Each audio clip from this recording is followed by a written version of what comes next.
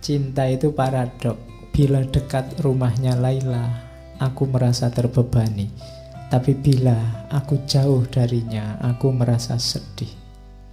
Sehingga dekat maupun jauh, bersemayam rindu dan gelisah. Saat dia berjanji, cintaku kian menggebu menanti. Saat dia tidak janji, aku mati menanti datangnya janji. Sehingga jauh maupun dekat, hanya dia diangan. Namun jarak dekat atau jauh belum menyembuhkan apa yang kami rasakan. Sungguh pun ternyata dekat dengannya lebih baik daripada jauh darinya.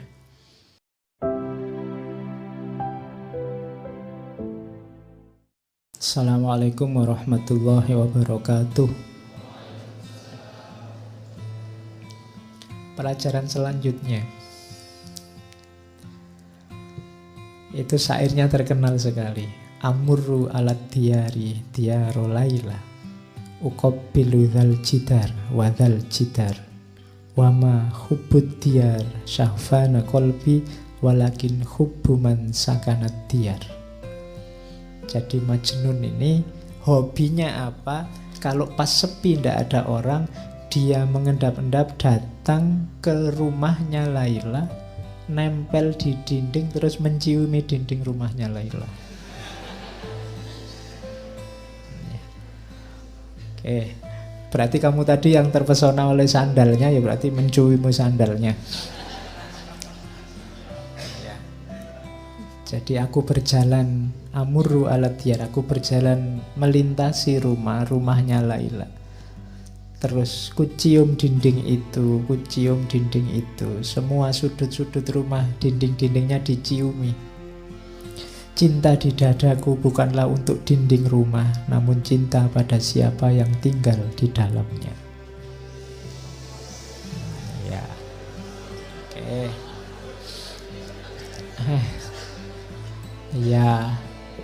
Ya kalau nggak tahu rumahnya, ya nanti dinding kampus.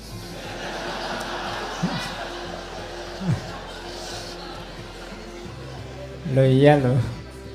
Jadi kalau pas lagi kuliah itu kamu bisa nyiumi dinding. Nanti kalau ada dosennya lewat, ngapain? Saya tidak menyiumi dinding ini, tapi yang sedang kuliah di dalam, nah, gitu. Oke, ya. Jadi apa? Ini pelajaran dari Nizami. Kalau kita jatuh cinta, maka semua yang berhubungan dengan yang kita cintai pasti juga kita cintai, kita hormati, kita hargai, jadi berharga. Berarti apa? Kalau kita cinta sama Allah, pasti kita juga memuliakan dan menghargai semua yang berhubungan dengan Allah. Apakah itu manusia, apakah itu binatang, tumbuhan, alam semesta. Konsekuensi dari mencintai Allah pasti mencintai semuanya, karena dalam semuanya ada tanda-tanda kehadiran Allah. Temboknya Laila adalah tanda adanya Laila. Maka semua orang, semua makhluk harusnya juga kita cintai. Kalau orang ngaku mencintai Allah tapi masih ada yang dia benci di alam ini, padahal semua yang ada di alam semesta ini adalah tanda-tanda kehadirannya Allah, berarti sebenarnya dia belum terlalu cinta. Jadi cinta pasti tidak menyisakan kebencian apapun. Kalau itu cinta pada Allah, tidak mungkin kita ada benci pada apapun yang bukan Allah. Karena yang bukan Allah itu kan juga berhubungan dengan Allah. Jadi ini, kisah ini pelajaran dari Qais bahwa semua yang berhubungan dari Laila adalah manifestasi kehadirannya Laila. Dia hormati, dia hargai, dindingnya dia ciumi. Oke. Terus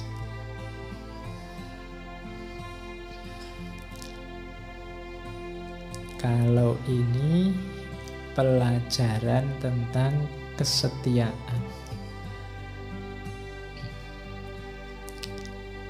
Jadi orang yang mencintai, jadi saya bilang tadi ya, Kois itu selalu ditunggu syair-syairnya. Syair-syairnya indah-indah dan penuh makna. Waktu terus berlalu, usia makin bertambah.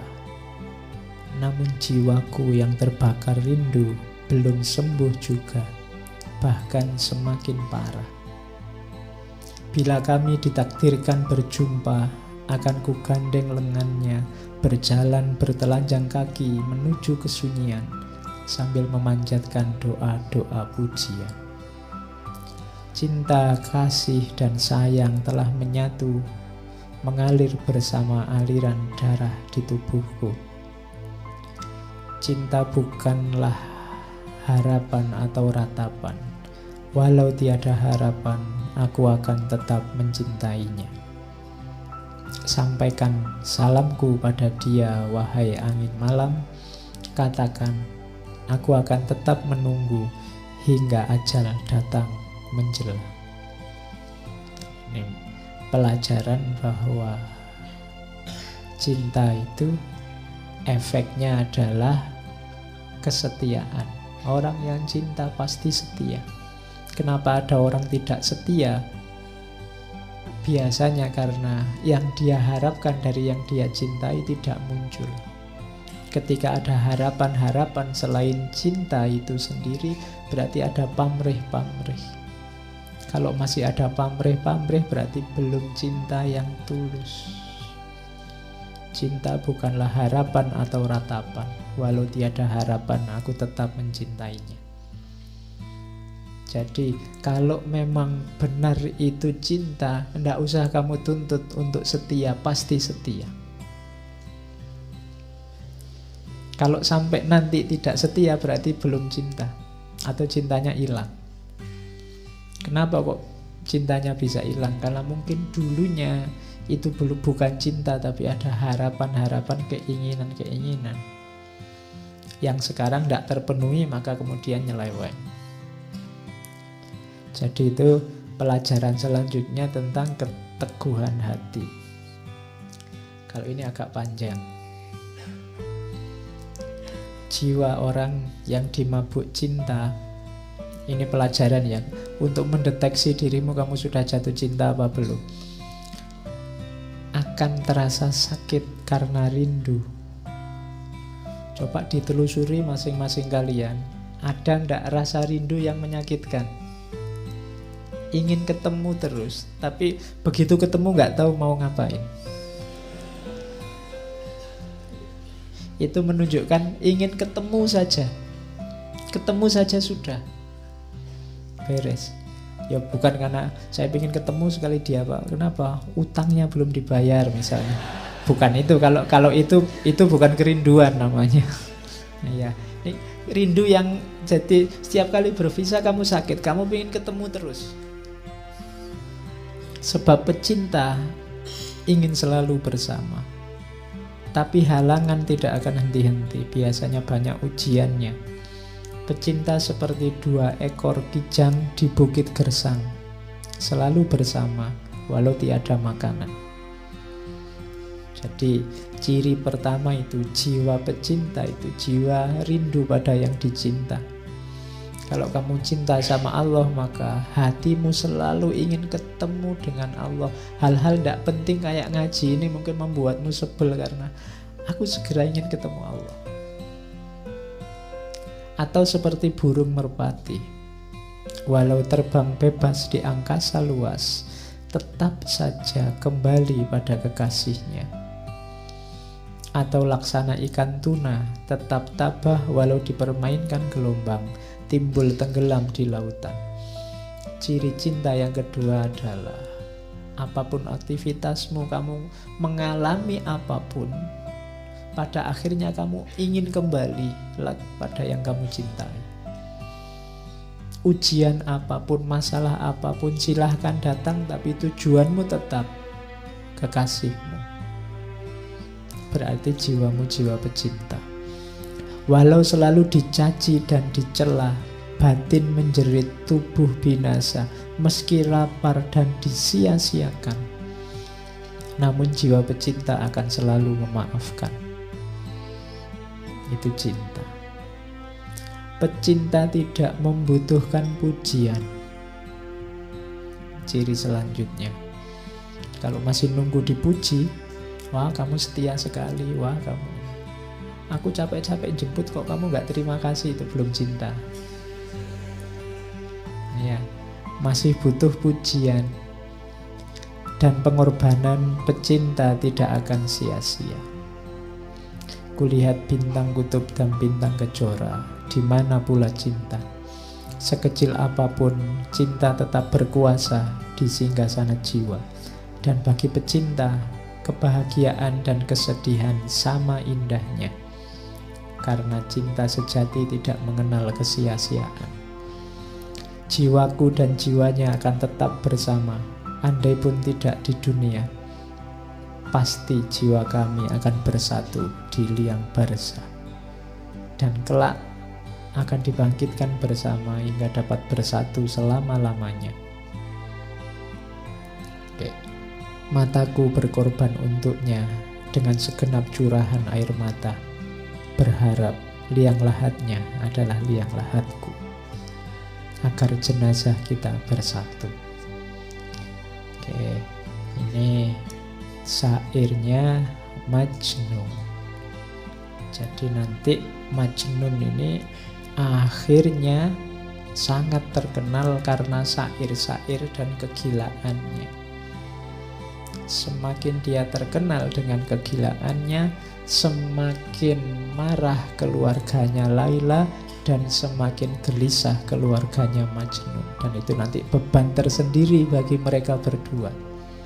Bahkan nanti di antara keluarganya Laila ada yang ngancam, dibunuh saja enaknya orang ini, bikin masalah saja. Oke.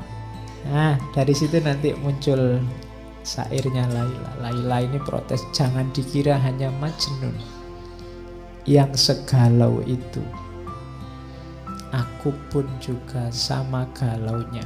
Hanya aku tidak seperti Majnun bisa bebas keluar. Bila kakiku terperosok, kalau ini Laila, aku menyebut namanya. Aku bermimpi dalam tidurku, hidup bersama dia.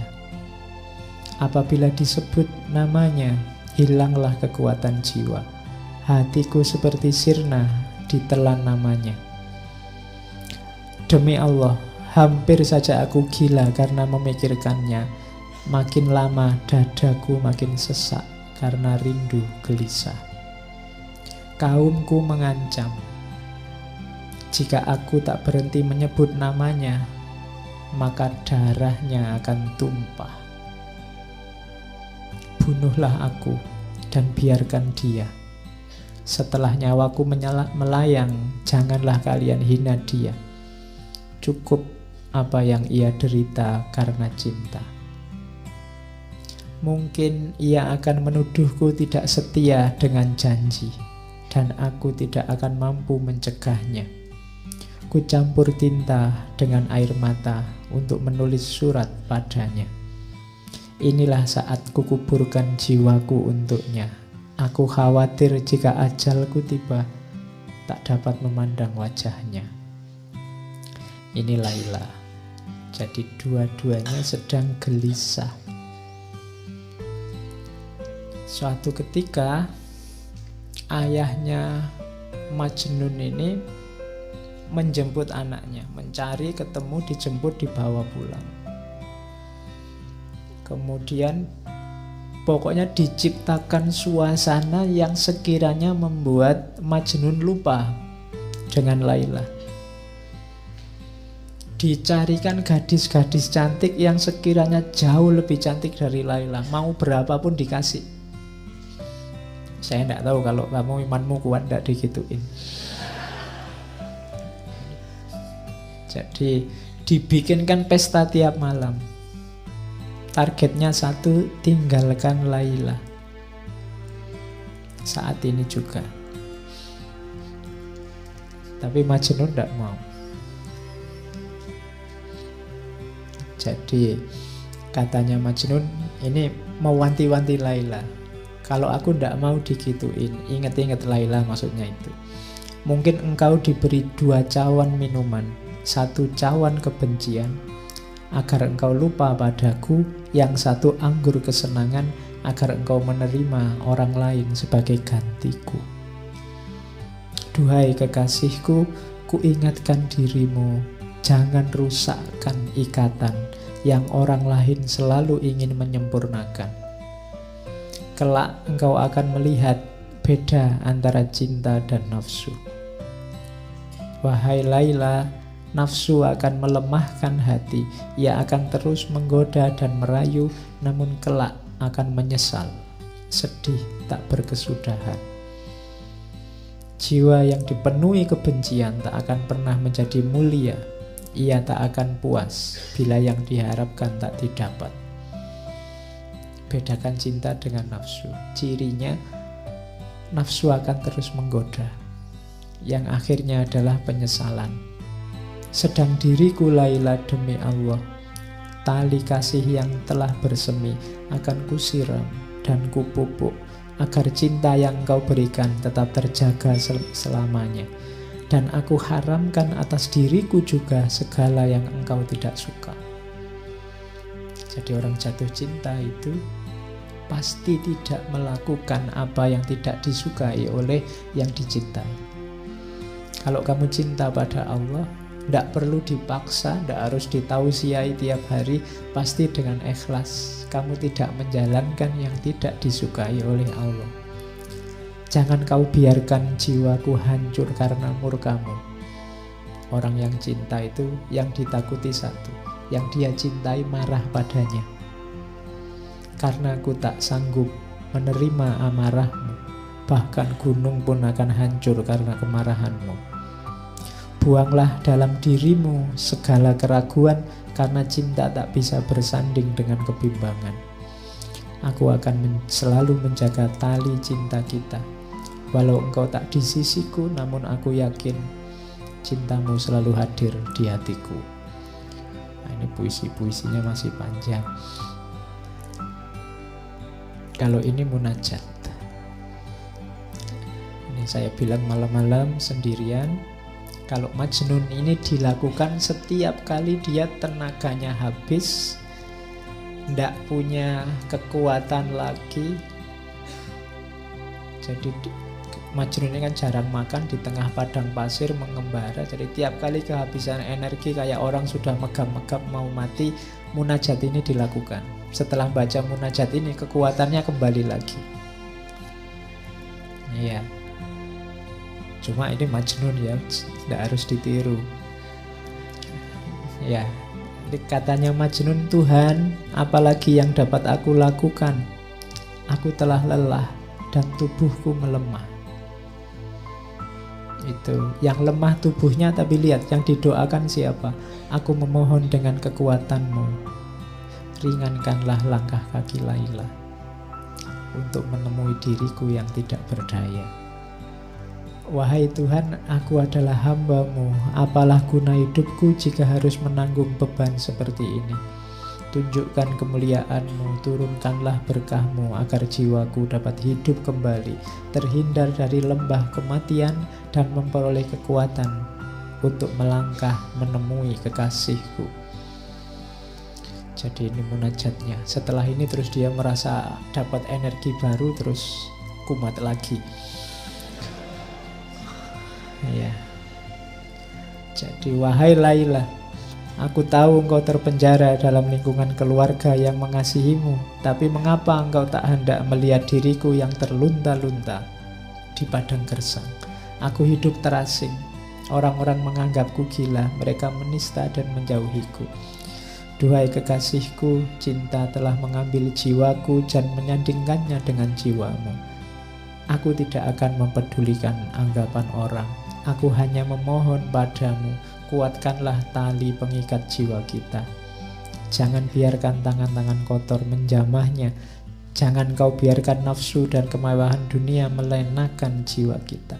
Cukuplah bagiku kenangan saat-saat bahagia ketika aku memandang jernih matamu, dapat menikmati madu senyummu, memandang ikal rambutmu bagai debur ombak di pantai. Biarkan kenangan itu menjadi mata air kebahagiaan, tempat istirahat musafir cinta yang kehausan. Kalimatnya abot ya. Ndak tutup.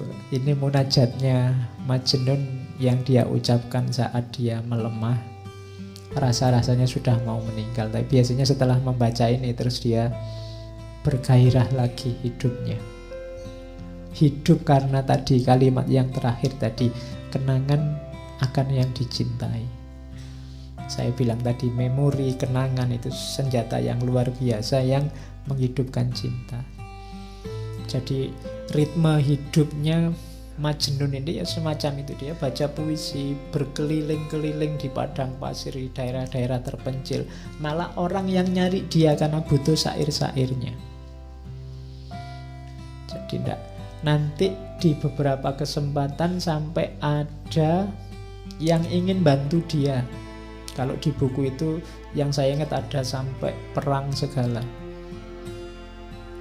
Ada namanya Ishak, ada kepala suku namanya Noval, nanti ada penyambungnya dengan Laila namanya Zaid. Ini orang-orang yang ingin bantu dia dengan beberapa cerita. Bahkan ada yang namanya Ishak. Ishak ini orang terkemuka, kasihan melihat Majnun. Terus dia berjanji, Majnun, kalau kamu pengen bareng sama Laila, ya kamu jangan kayak gini, kayak orang gila, mesti ditolak. Kalau kamu percaya padaku, aku yang ngatur, termasuk ngatur dirimu.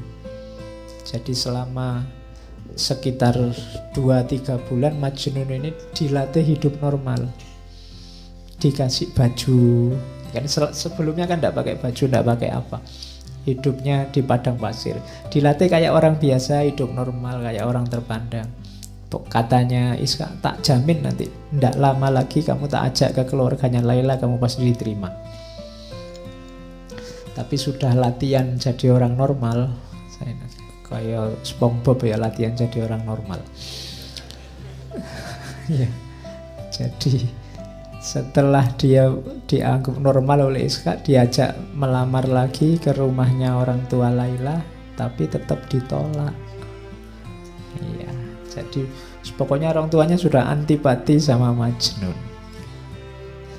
Pokoknya asal bukan Majnun. Jadi itu membuat Majnun kalap lagi, dia puisi-puisinya keluar lagi, sudah lari lagi ke padang pasir mengembara lagi. Oke, sampai orang tuanya sedih. Menjelang meninggal, ayahnya ini mencari-cari dan ketemu. Majnun sampai sujud-sujud di kakinya karena tidak bisa memenuhi permintaan ayahnya untuk pulang. Tidak bisa, katanya Majnun, wahai ayahanda, kesedihan adalah takdirku. Penderitaan telah memangsa masa mudaku. Kesedihan bagai ulat yang memakan habis daun-daun bungaku, hingga tunas keindahan hidupku tercabut. Aku duduk dalam kegelapan, berselimut debu, dan telah kuucapkan selamat tinggal pada semua kenikmatan duniawi yang menggodaku.